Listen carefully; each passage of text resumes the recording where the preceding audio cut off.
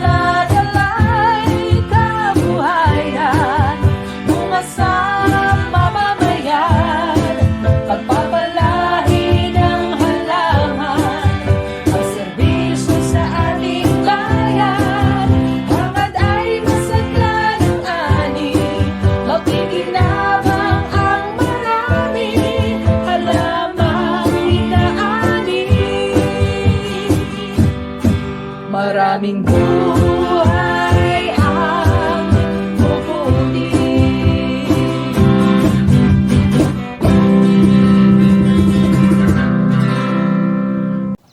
Magandang araw po sa inyong lahat. Sa ating mga manonood, welcome sa ating programa. Ako si Dayan Ubaldo at ito ang IPB, kung saan ikaw Pinoy ang bida. IPB, ikaw Pinoy ang bida. Ang programang ito ay hatid sa inyo ng Institute of Plant Breeding, College of Agriculture and Food Science, University of the Philippines, Los Baños. Ihahatid ang mahalagang usapin ukol sa agrikultura, ibabahagi ang varieties and technologies ng IPB at itatampok ang mga taong katuwang ng institusyon. Kaya't samahan ninyo kami sa isang makabuluhang talakayan.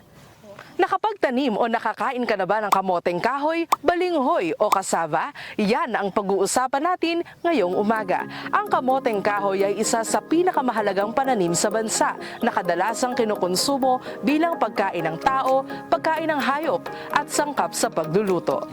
Mula UP Los Baños ay naglakbay kami ng 3 oras para makarating rito ngayon sa Ascomo, Guagua, Pampanga, rehiyong matatagpuan sa gitnang Luzon.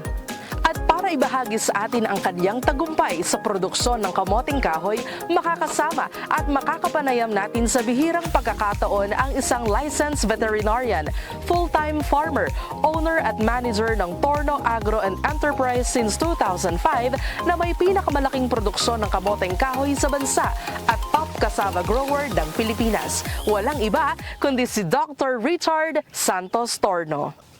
Magandang umaga po, Doc. Welcome po sa ating programa. Magandang umaga rin at magandang umaga rin po sa ating mga manonood. Paano po ba nagsimula ang inyong journey bilang isang farmer? Nagsimula po ito noong 2004, 2005, nung biglang bumagsak ang presyo ng kasaba dito sa aming lugar. Bilang isang anak ng isang magsasaka, tinulungan ko po ang aking father na mayroon siyang 2 hectares na kasaba plantation.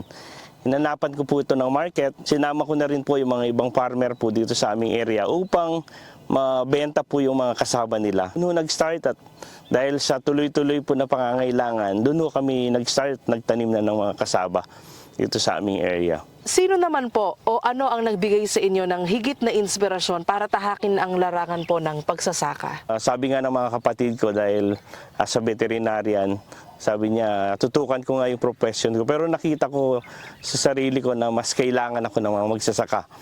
Yun yung isang malaking inspirasyon na hindi lang ako, kundi yung mga kasamahan naming magsasaka dito sa aming area. Yung mga technology or mga natutunan ko, pwede kong ipamahagi sa kanila. Sila talaga yung nagbigay ng inspirasyon upang pasukin ko itong larangan ng pagsasaka ng kasaba. Doc, ano naman po yung pangunahing layunin ninyo bilang magsasaka, partikular ang pagiging cassava grower at bakit mahalaga sa inyo ang pagtatanim ng kamoteng kahoy? Napakalagang alaman or isang pwedeng itanim ng isang magsasaka na layunin nga natin na mapataas yung antas ng pamumuhay ng mga magsasaka dito sa aming area, especially yung aming kumpanya or aming farm.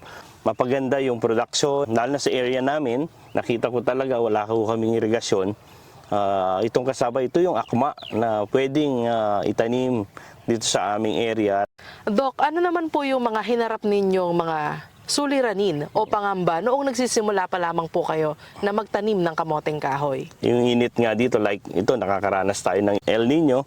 Yung peste ang pag-uusapan, marami yan, lalo na sa kasaba. Halimbawa, yung spider mites.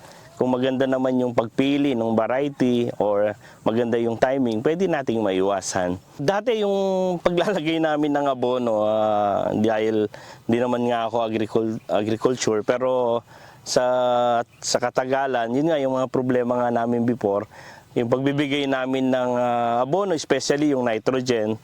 Pag nakita mo yung puno, gusto mo mapaganda yung dahon. Kaya yun yung mga nakita naming problema before pagdating ng harvest kasi yun nga, medyo mababa yung yield. Gumanda yung harvest namin or yung ani namin dahil sa site-specific nutrient management na pinapractice nga namin dito sa farm. Gaya nito, kayang harvest, sa estimate ko dito, kayang harvest ng 50 tons per hectare. Dahil compare before, puro abono kami ng abono, walang test na ginagawa. Pero ngayon, may kasamang scientific, magandang management, timing sa pagtatanim. Swak na swak talaga upang makuha namin yung magandang harvest. Lalo na sa mga katuwang din namin, sa yung IPB, sa UP Los Baños. Sila yung mga nagturo sa amin upang papaganda pa yung harvest namin dito sa farm. Lalo na sa pagbibigay. Maliban sa variety, tinuruan din kami kung ano yung mga abono na pwede namin i-apply dito sa kasaba. Kaya ngayon, ang ganda ng namin, yung yield namin dito sa farm. Naka-reach nga kami ng 94 tons, pero dito hindi siguro bababa ng 50 tons per hectare. Dito sa variety na to na dinevelop ng IBB, itong Lacan 1 variety.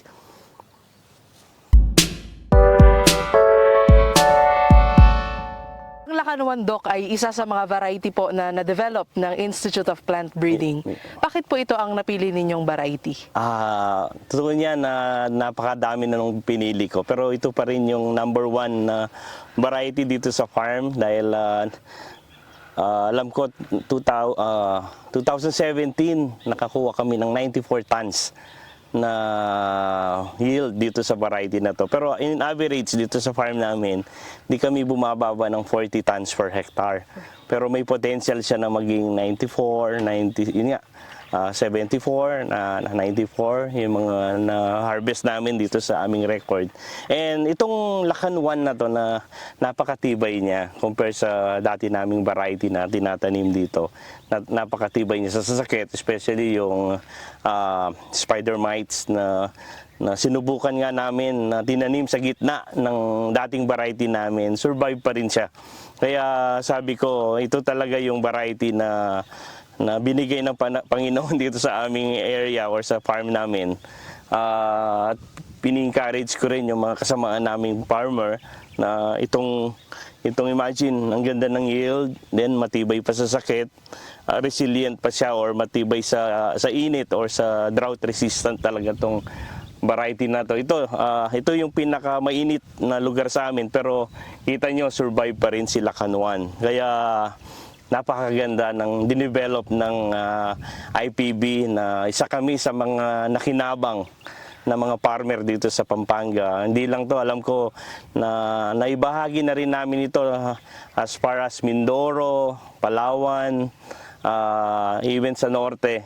Halos buong Pilipinas na yata na nadala na natin itong variety na to dahil isa nga tayo sa mga accredited nursery dito sa BPI, sa Bureau of Plant Industry, na minomonitor at nakikita naman itong variety na to na ito yung pinakamataas nakita namin yung sa starch content, yung gumagawa ng starch, napakataas. Even as early as 8 months, pwede ka nang mag-harvest sa variety na to. Talagang super, ang tawag nga dito sa area namin.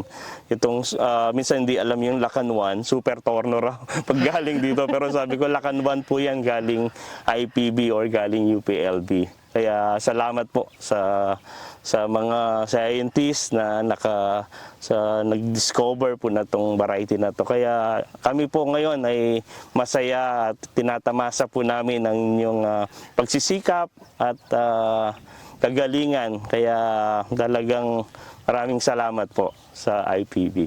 Nakakatawa naman po marinig na mula po sa inyo ang istorya ng tagumpay pagdating sa produksyon ng kasaba at makakaasa kayo na makakarating ito sa aming institusyon na kung paano napakinabangan ito ng ating mga magsasaka, partikular dito sa Pampanga. Opo, marami talagang nakinabang.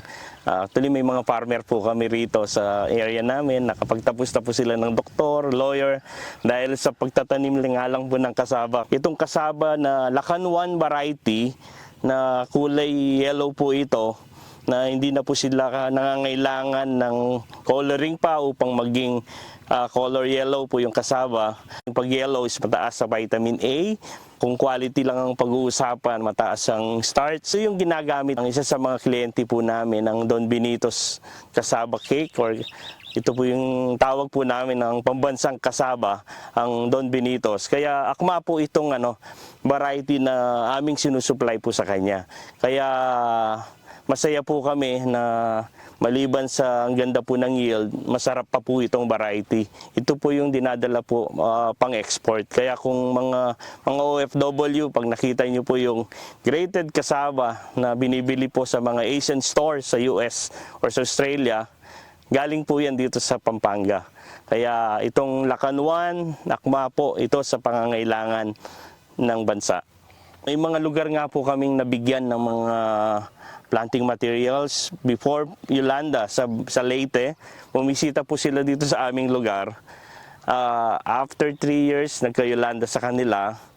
Then, sinasabi nila after Yolanda, hindi nga daw silang nagutom dahil wala na raw silang makain, pero itong kasaba na katanim sa lugar nila, especially yung Maligaya Multipurpose Cooperative sa Leyte, laking pasalamat po na ito yung nag-survive sa kanila sa panahon ng Yolanda. Hindi po sila nagutom. Kaya nakita po nila, napaka-resilient po na itong kasaba na to. Kaya ang tawag po nila, or tawag po namin, food for the future, itong kasaba. Ako po Richard Torno, na may itong Ortalano kini Pampanga. Hindi po, pagmaragul ko po na proud kong Kapampangan na may itong Ortalano. Kaya ibabahagi kayo po yung pamananam kamutin dutong or kasaba, may bukas sa kasaba. Doc, maraming salamat po sa pagbabahagi ng inyong buhay at tagumpay. Isang karangalan po ang makasama kayo sa aming palatuntunan. At tunay nga na kayo ay isang inspirasyon at katuwang ng aming institusyon dahil sa pamamagitan ng inyong produksyon ng kasaba ay napapakilala po natin sa publiko itong isa sa mga variety ng IPB ng kasaba, ang Lakan 1. Asahan niyo po na ang IPB ay patuloy na magsasaliksik upang makabuo ng iba pang magagandang variety para sa ating mamamayan, magsasaka at bayan. Salamat po sa lahat ng tumutok sa ating programa. Sa ating mga manonood, nawa ay may napulot kayong aral sa naging talakayan natin ngayong umaga. Huwag niyo pong kalimutang i-like at i-follow ang official Facebook page ng IPB. Yan ay ang UPLB CAF's Institute of Plant Breeding. At mag-subscribe na sa aming YouTube channel. Maaari niyo ring bisitahin ang aming website at don't forget to share this video para mas marami pa po ang maabot ng ating programa.